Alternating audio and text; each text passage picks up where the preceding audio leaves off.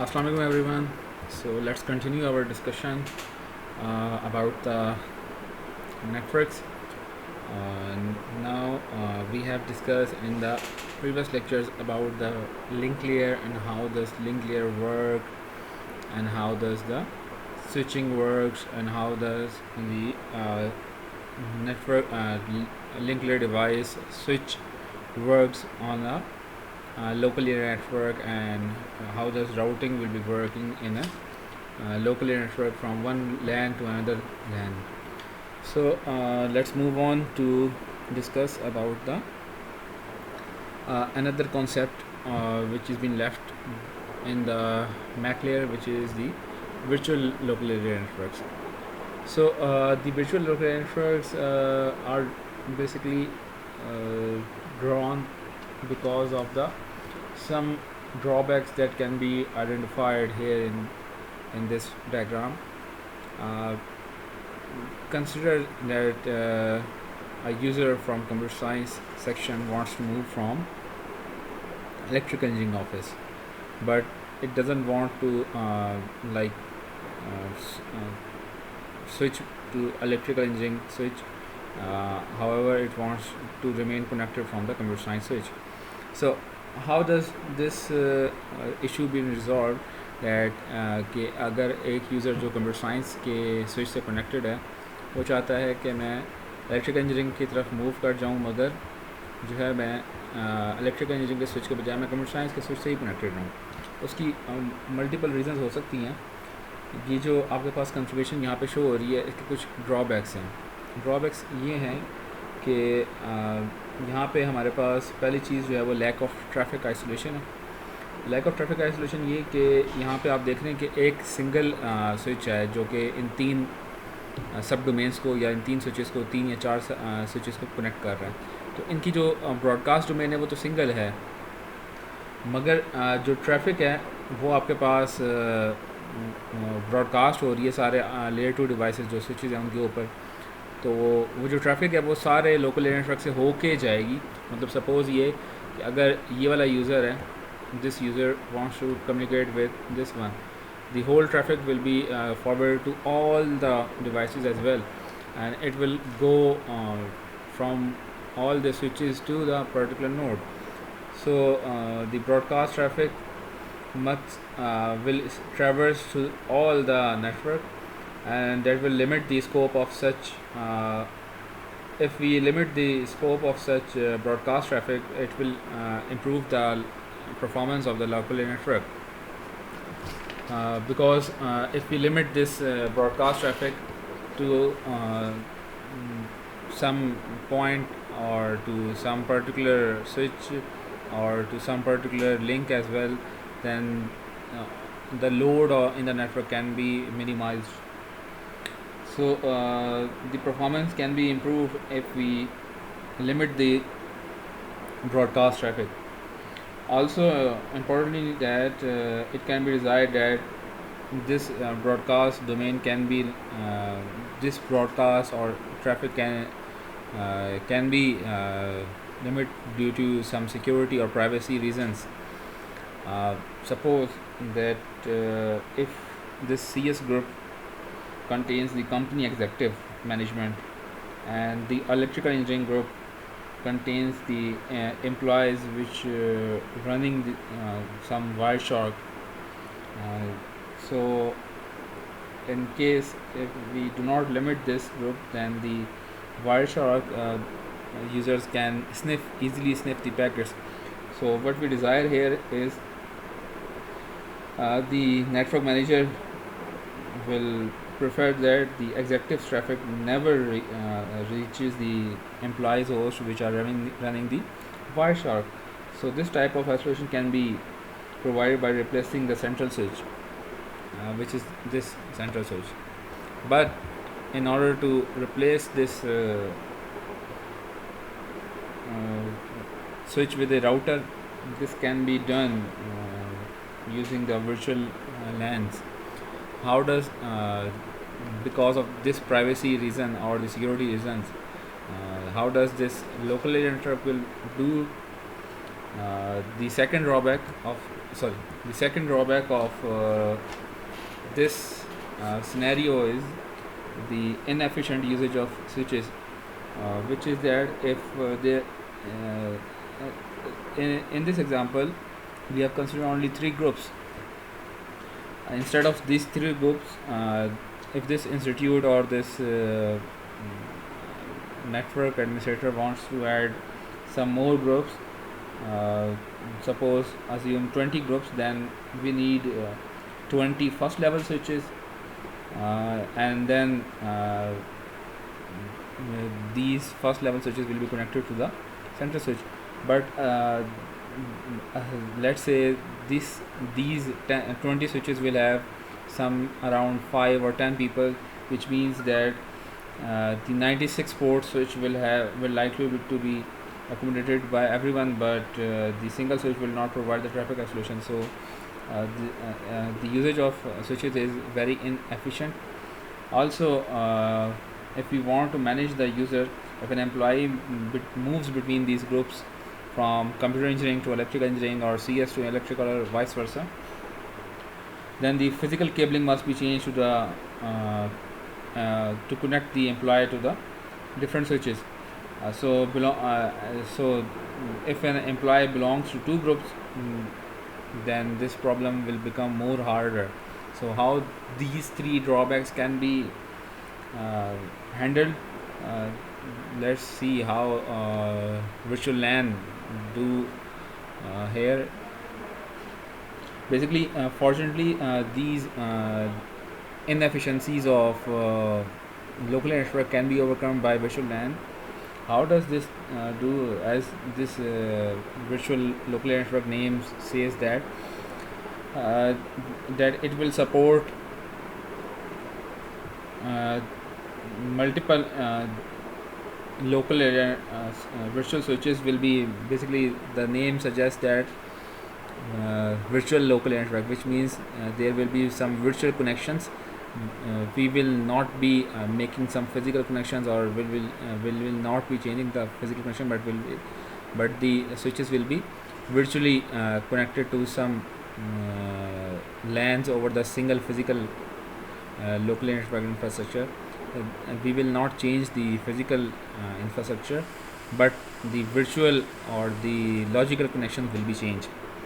So the virtual LANs can be implemented using a concept of port-based VLANs. In port-based VLANs, basically we group the switch ports by some switching management software, so that the single physical switch can still remains, and this single physical switch will operate as a multiple virtual switch.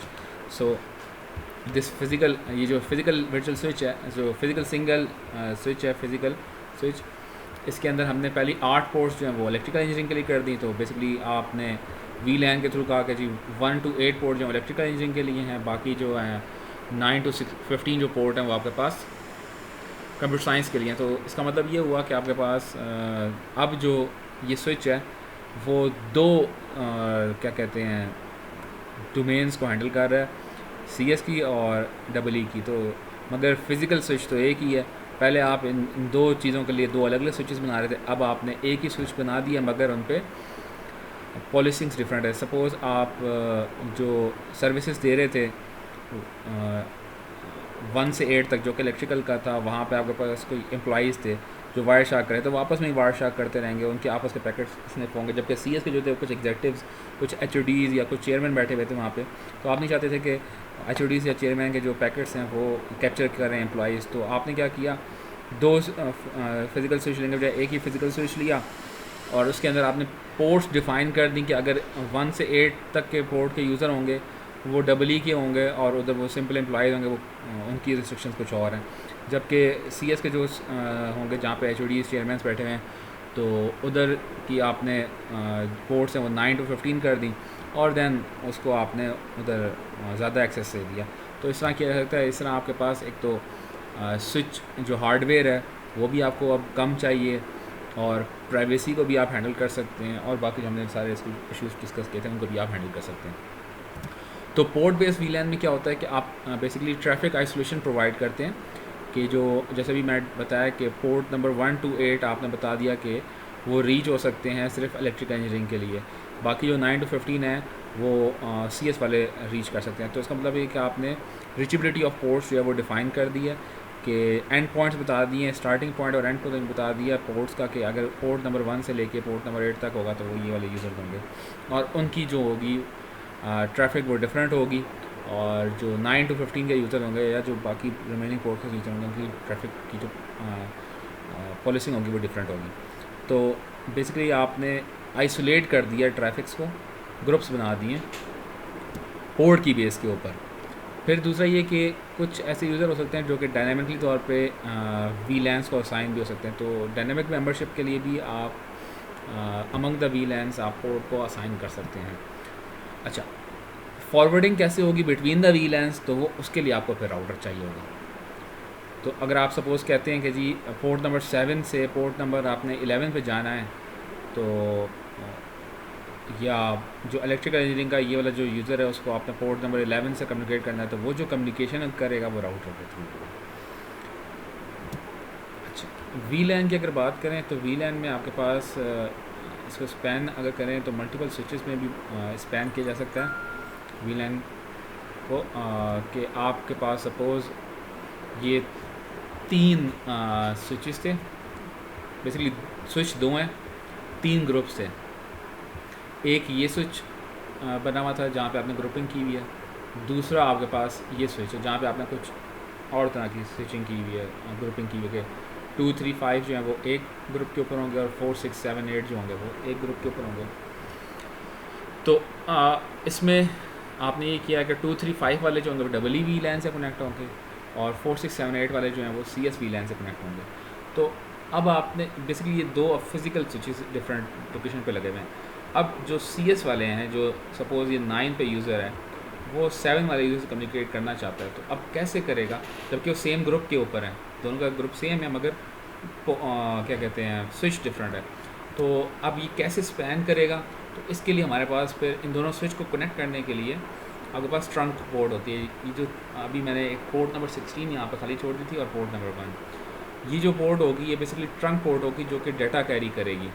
ये carry करेगी frame between the VLANs जो कि physical switches के ऊपर define किए जाते हैं, और ये जो फ्रेम्स होंगे विद इन द VLAN वो आपके पास वही 802.1 वाले जो फ्रेम्स होंगे, उसी तरह VLAN की ID इन्फो से हम लोग पता लगाएंगे कि किधर आपने फिर उनको फॉरवर्ड करना है। देन 802.1Q का जो प्रोटोकॉल है वो आपके पास ऐड और रिमूव करता है मज़ीद एडिशनल हेडर फील्ड्स को for frame forward between the trunk port में कैसे वो फ्रेम फॉरवर्ड होंगे। तो ये था कुछ हमारे पास लिंक लेयर के ऊपर। ये हमारी लिंक लेयर की डिस्कशन यहाँ पे एंड होती है। अब हम लोग ज़रा देखते हैं कि अभी तक जो हमने सारी डिस्कशन की है, जिसमें हमने एप्लीकेशन लेयर को डिस्कस किया, ट्रांसपोर्ट लेयर को डिस्कस किया, नेटवर्क लेयर को डिस्कस किया, और आपके पास लिंक लेयर को हमने डिस्कस किया। इसको अगर सारे को समराइज़ करें और इसकी एक एग्जांपल देखें, प्रैक्टिकल एग्जांपल, तो कैसे हो सकती है।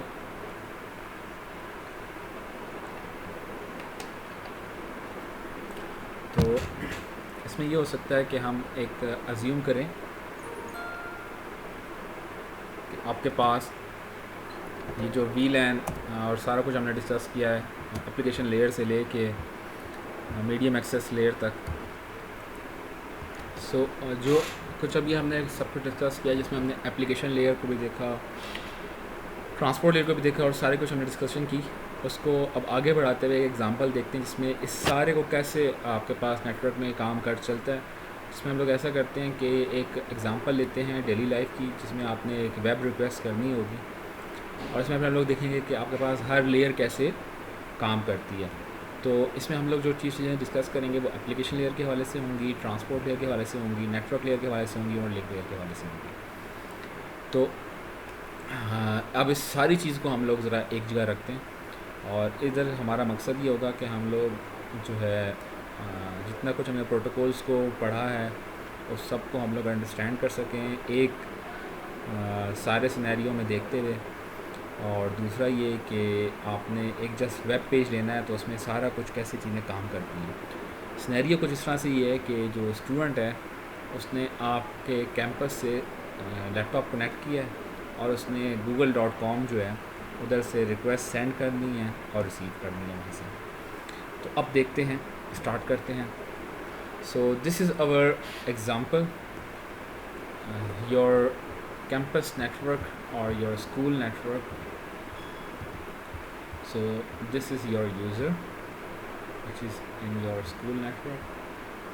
So it is been connected to a switch, and then this switch is connected to other routers as well. So this is our autonomous systems. Let's move on to discuss how it will work. So we will start from here, from this user. So it does simply wants to open the page of google.com. How does this google.com page will open for him or her? So this browser, in order to open the web page, he or she will need a browser. So it just open a browser, some random browser. So the web page is located here in this web server. This is the Google server. Okay, so how does this web page will do? So firstly it will need to connect to the internet. So how he or she will be connected to an internet? So this router will be is the host router. So in order to connect to the internet, firstly he or she will need a IP. So how he or she will get the IP? The user will get the IP using the DHCP protocol. So the user will connect the laptop to get the IP address and to the first hop router using a DNS server, and it will basically use the DHCP protocol. So it will broadcast the request, or it will basically send the request using the transport layer. UDP DHCP utilizes the UDP packets, so UDP protocol will be used, and for the network layer IP, and for link layer Ethernet will be used, and then pass on to the physical layer. So the DHCP request will be encapsulated in the UDP, and then it will be encapsulated in the IP, and then encapsulated in the Ethernet. So this request goes to the DHCP router. The Ethernet frame which is containing the destination to be FFF, because it doesn't know the IP, so it basically broadcasts the packet. So the DHCP server will receive the router. So the DHCP server will receive the packet from the router, and then it will demarks all these steps and then send the packet back to the as a DHCP acknowledgement back to the user, and the user will get the IP address. So before going on to the DNS or before going on to the HTTP, how does the ARP will work here? So the DNS query will be broadcasted, because the user doesn't know the MAC address of the router. So the ARP query will be broadcasted, and it will be received by the router. The router will reply using the ARP table computed, basically self-learned ARP table, and will reply the ARP message. So now the clients know about the MAC address of the first hop router, so it can now send frames containing the DNS query. So the packet of DNS will be forwarded by the router to the DNS server. So what does DNS do? Let's quickly examine what does DNS do. DNS जो है वो आपके पास host name से या आपके पास जो web page का जो URL होता है, URL से आपके पास IP में कन्वर्जन करता है. इस वजह से हमें DNS सर्वर की ज़रूरत यहाँ पे पड़ती है. तो जो DNS है वो यहाँ पे लोकेटेड है. DNS सर्वर के पास वो जाएगी रिक्वेस्ट, वो आपके पास अपना ये जो अब रिक्वेस्ट गई है, अच्छा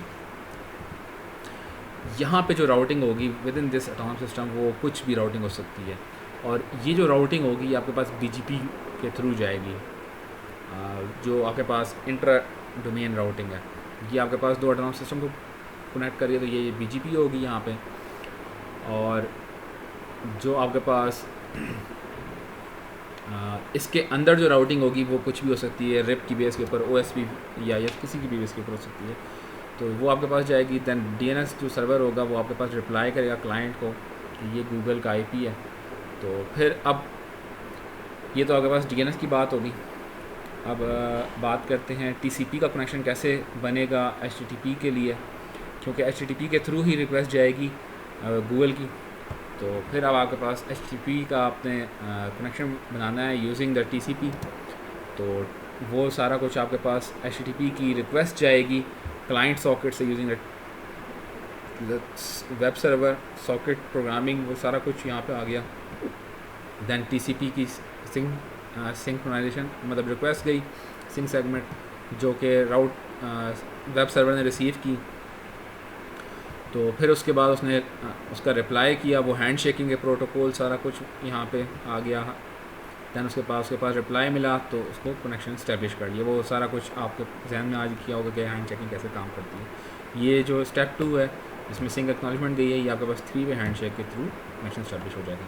दैन अब HTTP की रिक्वेस्ट कैसे जाएगी, जिसमें आपके पास वो गूगल का एड्रेस होगा। तो HTTP की रिक्वेस्ट के लिए जो आपने क्लाइंट सॉकेट यूज़ की थी TCP की, वो आप यूज़ करेंगे HTTP रिक्वेस्ट के लिए। वो आपकी HTTP की रिक्वेस्ट जो है DNS के थ्रू होती हुई सर्वर के पास गई। सर्वर ने क्या किया, आपकी वो सारा कुछ उसमें से रिमूव करके वो सारे हेडर्स वगैरह उसको रिप्लाई किया, सर्वर ने रिस्पॉन्ड किया। जो रिप्लाई होगा वो आपके पास रिसीव हो गया यूज़र के पास। दैन जो अब रिप्लाई के अंदर जो था वो गूगल का वेब पेज था। तो finally your web page will be displayed.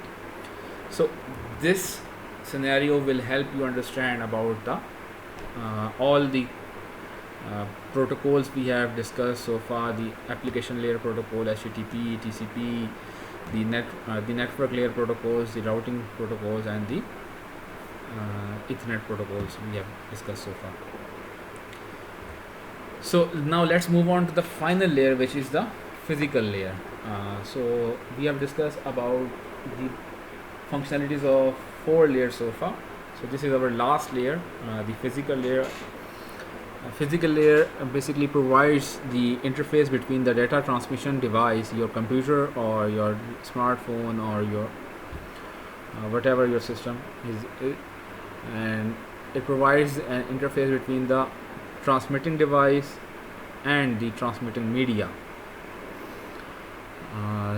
and it basically does the conversion of frames into the bits and then transmit these bits onto the physical medium, which is your wire or your wireless medium. So the physical layer depends upon the characteristics of a transmission medium, which are your signal strength, which can be your data rate, and so many characteristics of transmitting media. The physical layer basically transmit the bits, the digital bits, जो आपके पास physical layer, अगर sending entity की बात करें तो physical layer के पास जो data आता है वो आपके पास लिंक लेयर के पास से आता है।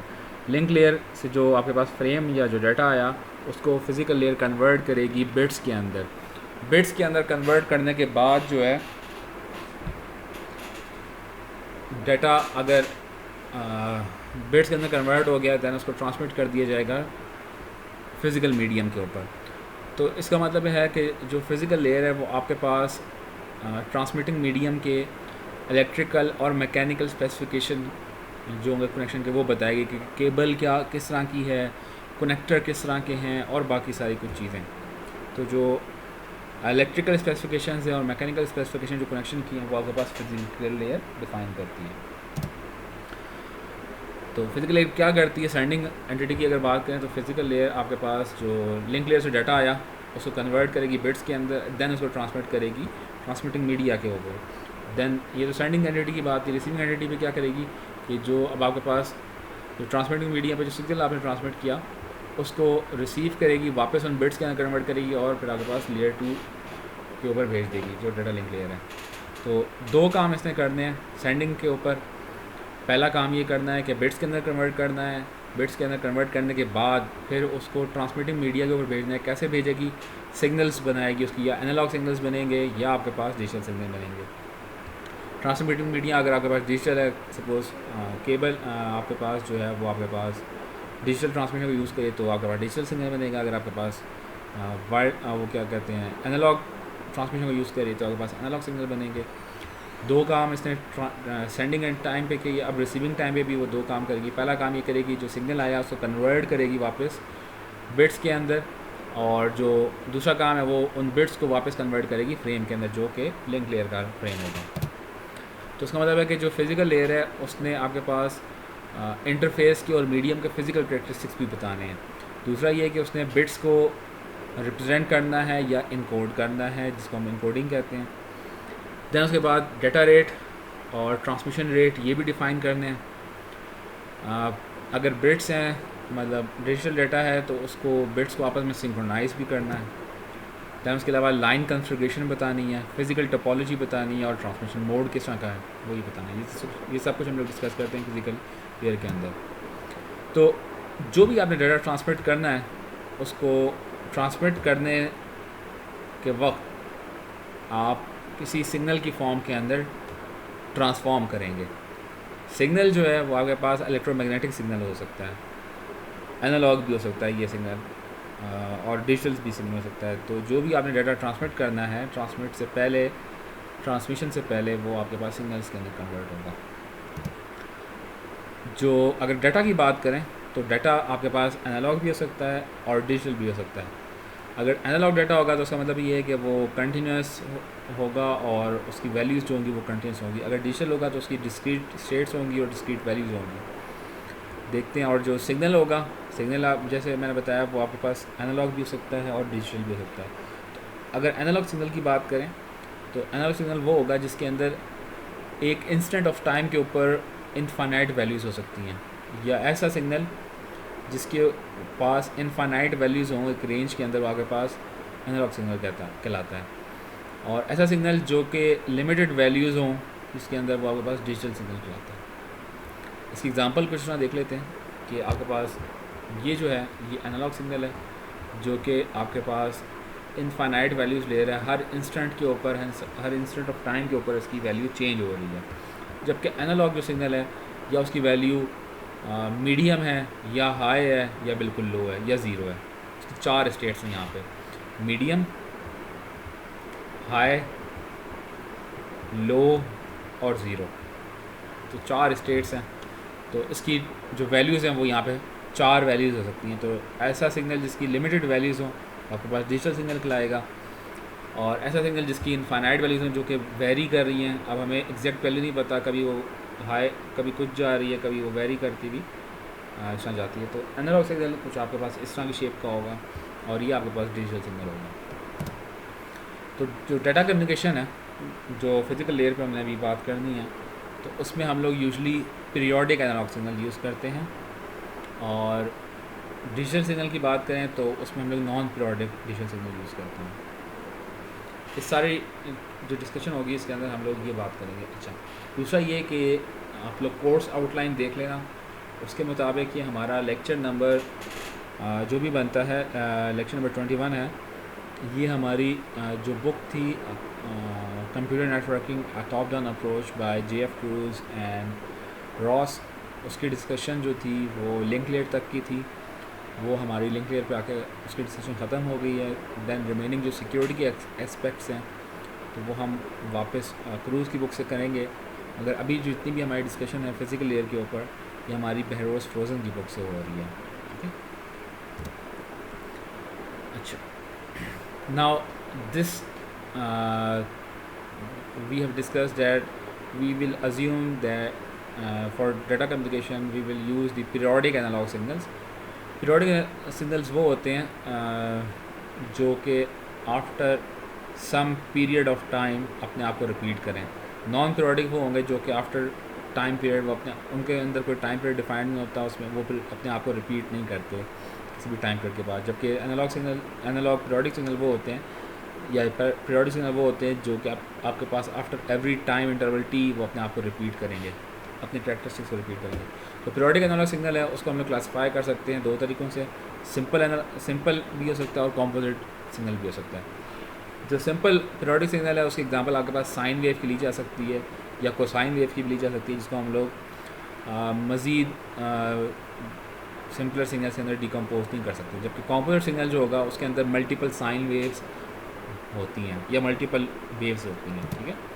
ये आपके पास सिंपल सिग्नल है जो कि सिंगल, इसमें आपके पास एक ही सिग्नल है, इसमें आप देख सकते हैं कि एक टाइम इंटरवल टी है, उसके बाद वो अपने आप को रिपीट कर रहा है। तो ये 1t का टाइम है, उसमें उसकी शेप ये है, तो 2t पे उसकी शेप फिर वही है मगर वो अपने आप की रिपीट कर रहा है। तो ये ऐसा जो सिग्नल है ये आपके पास पीरियोडिक एनालॉग सिग्नल होता है। साइन वेव जो है आपके पास बेस्ट एग्जांपल है और ये सिंपल है, इसमें एक ही सिग्नल है।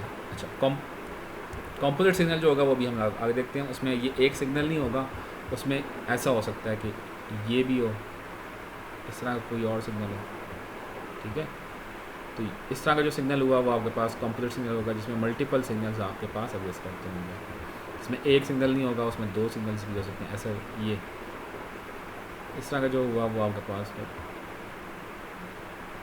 कॉम्पोजिट सिग्नल कहलाएगा, इसमें एक सिग्नल नहीं होगा, मल्टीपल सिग्नल्स होगा। अच्छा, किसी भी जो एनालॉग पीरियोडिक सिग्नल होता है उसके तीन करैक्टरिस्टिक्स होते हैं, फ्रीक्वेंसी, टाइम और फेज़। फ्रीक्वेंसी जो होती है वो आपके पास बताती है कि वो कितना चेंज आ रहा है उसके अंदर, उसके कितने नंबर ऑफ़ चेंजेस हैं विद रिस्पेक्ट टू टाइम।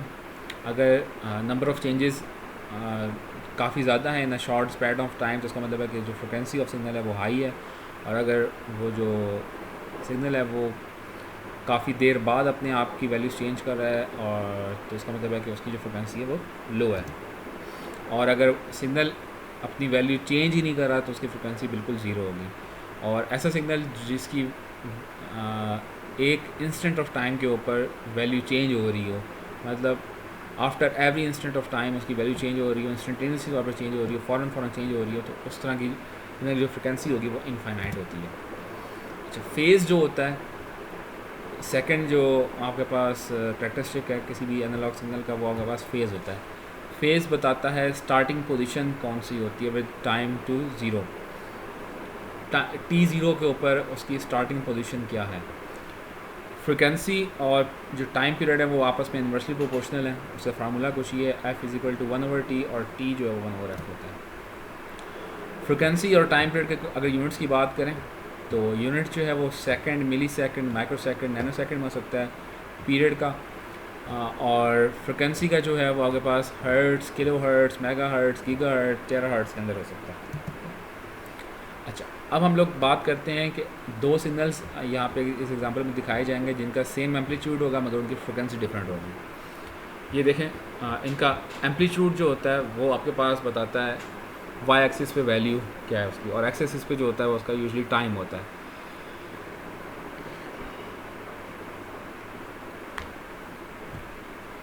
अच्छा, इस सिग्नल का एम्पलीट्यूड जो है वो सेम है और इसका भी सेम है, एम्पलीट्यूड दोनों का सेम है, ठीक है।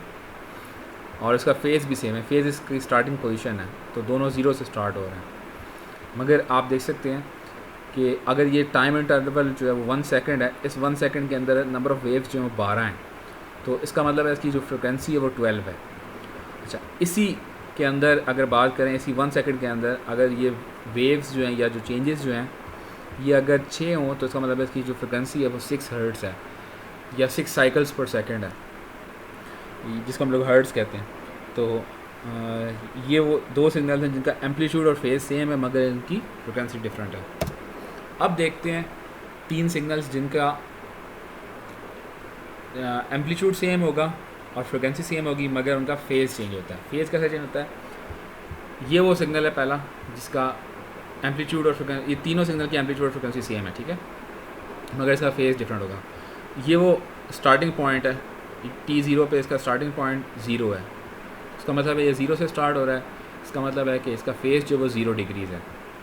अच्छा, ये डिग्रीज़ क्या होती हैं ये आपको पहले बता देता हूँ। अगर इस तरह सिग्नल की बात करें, ये आपके पास एक्स और वाई कोऑर्डिनेट्स हैं। अगर सिग्नल यहाँ से स्टार्ट हो रहा है या इस लाइन पे से स्टार्ट हो रहा है और ये फर्स्ट कोऑर्डिनेट के अंदर आता है, तो इस सिग्नल की जो डिग्री होगी वो 0 डिग्री होगी। अगर सिग्नल सपोज़ ये आपके पास 90 डिग्री है, ठीक है, ये आपके पास 180 डिग्री, यहाँ पे 180 है, ये 90 है, ये 270 है, एंड 360 भी होता है, ठीक है, मगर हम लोग यहाँ पे फिलहाल देखते हैं। अच्छा, 360 वाला सिग्नल यहाँ से यूँ इन्वर्टेड होकर जा सकता है, नीचे की तरफ से।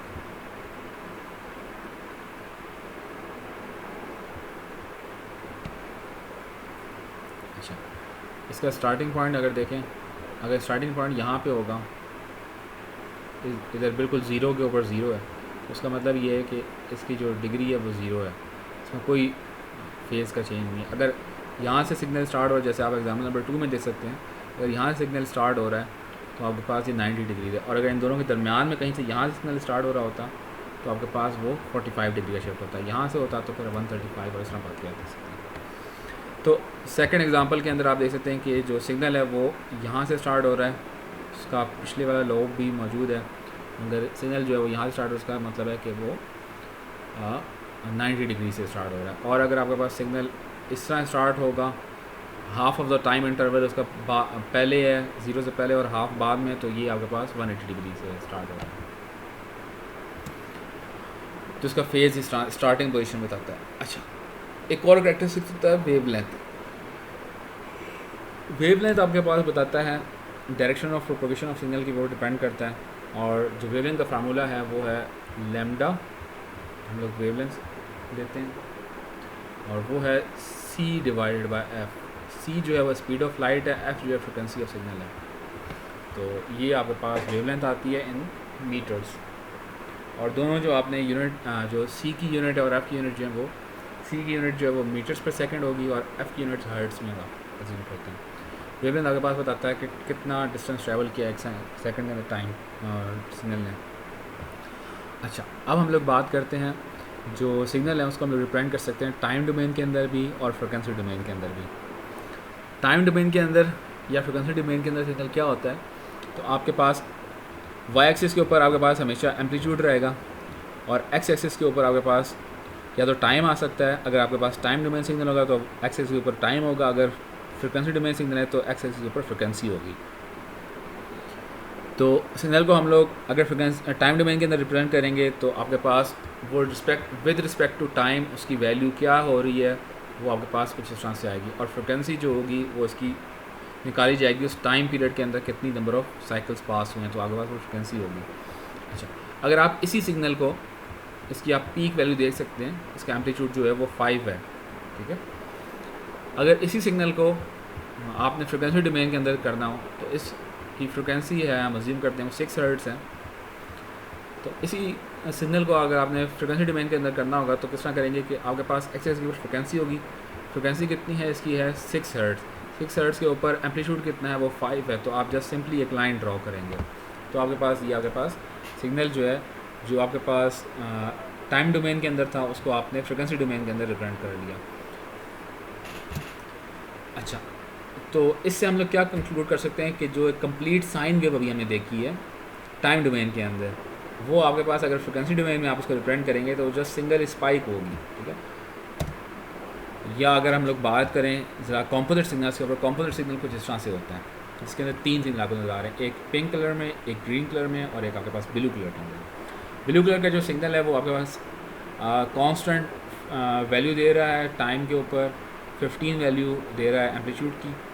अच्छा, जो पिंक वाला सिग्नल है उसका मैक्सिमम एम्पलीट्यूड 10 पे जा रहा है, और उसकी जो आपके पास अगर नंबर ऑफ़ साइकिल्स की बात करें तो 1 2 3 4 5 6 7 8, उसकी जो फ्रिक्वेंसी है वो 8 है पिंक सिग्नल की। और जो चूँकि जो 15 पे जो ये ब्लू कलर का सिग्नल है ये वैल्यू चेंज नहीं कर रहा अपनी, तो इसका मतलब है कि इसकी फ्रिक्वेंसी जो है वो 0 है, तो 0 के ऊपर 15 एम्पलीट्यूड मिल रहा है आपको, ज़ीरो फ्रिक्वेंसी है उसकी, और जो पिंक वाला सिग्नल है उसकी फ्रिक्वेंसी आपके पास 8 है, जो ग्रीन वाला सिग्नल है उसकी जो फ्रिक्वेंसी है वो 16 है।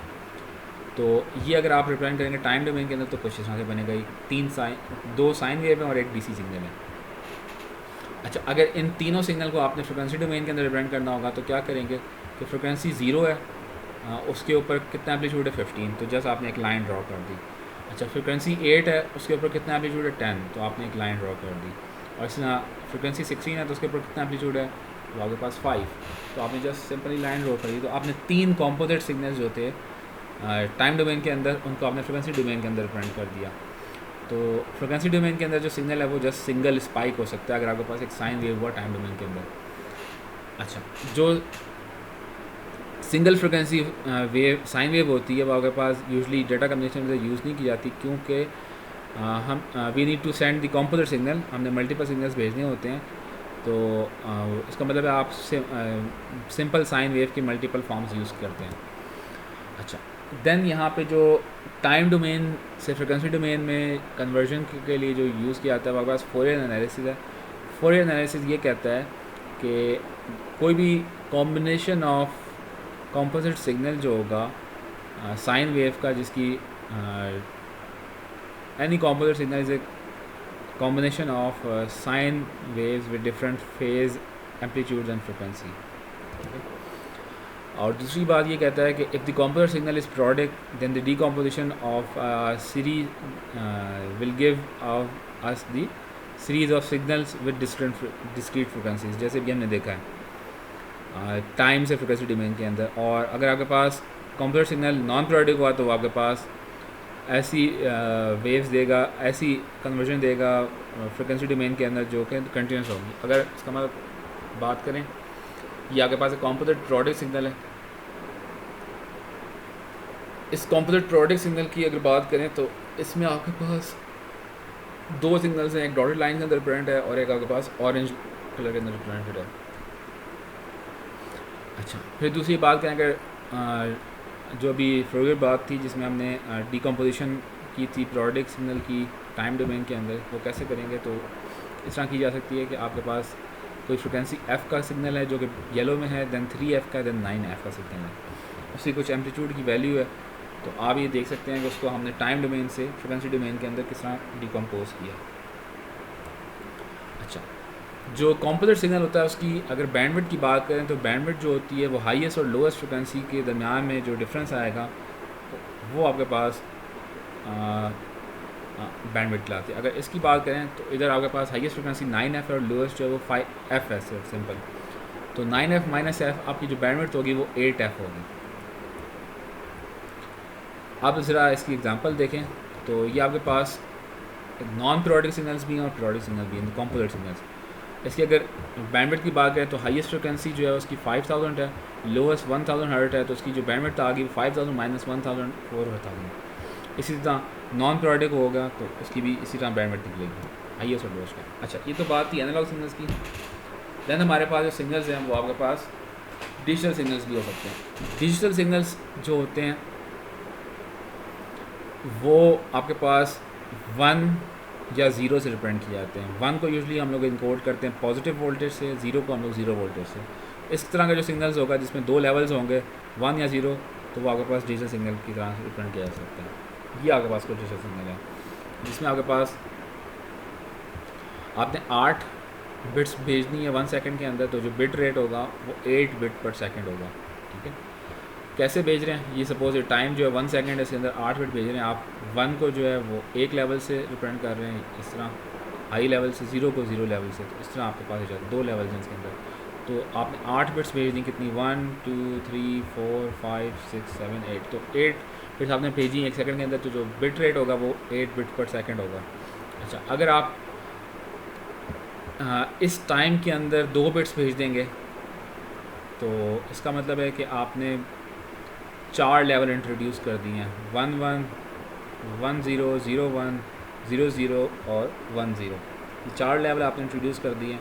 ये 0 0 लेवल है, ये 0 1 लेवल है, ये 1 0 लेवल है और ये 1 1 लेवल है। ठीक है, 1 1 लेवल है तो आपने उस बिट को इस तरह रिप्रेजेंट कर दिया, इसी तरह बाकी। तो इधर जो नंबर ऑफ़ बिट्स हैं वो आपके पास 16 बिट्स हैं। आप वही टाइम पीरियड है मगर आप बिट्स ज़्यादा भेज रहे हो, इस तरह आप ये भी काम कर सकते हैं।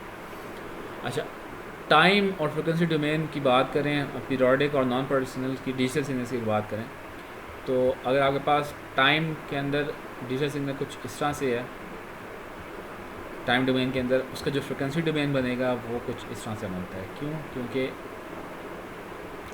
इधर आपके पास जो फ्रिक्वेंसी है वो उसकी वेरी कर रही है, और अगर आपके पास ये सिंगल होगा इस तरह, इसका टाइम डोमेन अगर ये हुआ तो इसका जो फ्रिक्वेंसी डोमेन बनेगा वो कुछ इस तरह का सिग्नल बनता है। ये आपके पास जो कन्वर्जन है फोरियर एनालिसिस के थ्रू होती है। तो जो डिजिटल सिग्नल है वो आपके पास basically is a composite of analog signal with infinite bandwidth. ठीक है, तो ये आज की हमारे कुछ डिस्कशन थी रिगार्डिंग फिज़िकल लेयर और लिंक लेयर। इंशाल्लाह लेक्चर नंबर 22 में मिलते हैं, जहाँ पे हम लोग मज़ीद फर्दर एक्सप्लोर करेंगे मज़ीद फिज़िकल लेयर के ऊपर। I will request you all you guys to read the and view the videos of previous lectures before coming to the live session. And in the live session we can have a little quiz for you as well. So that's all for today. Inshallah, we will meet for lecture number 22. Goodbye for now. Allah Hafiz.